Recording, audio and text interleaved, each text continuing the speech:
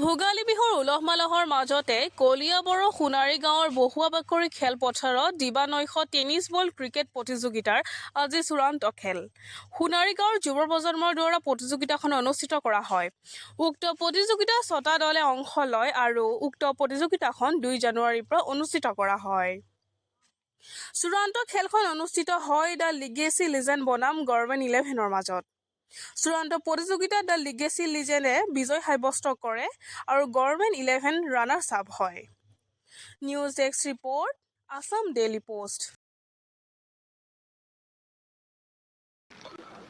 যোৱা বছৰ 2 ডিচেম্বৰৰ পৰা আমাৰ সোণাৰী গাঁও বহুৱাবাকৰি খেলপথাৰত আমি এখনি ক্ৰিকেট লিগ মেচ অনুষ্ঠিত কৰিছিলোঁ।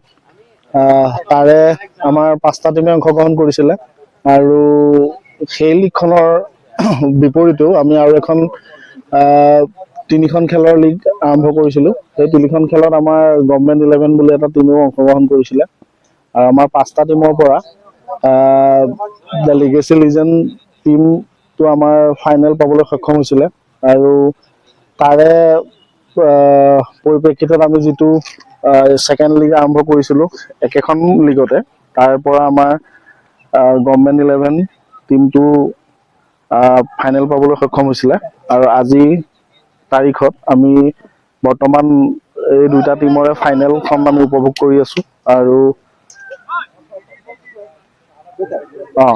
অহা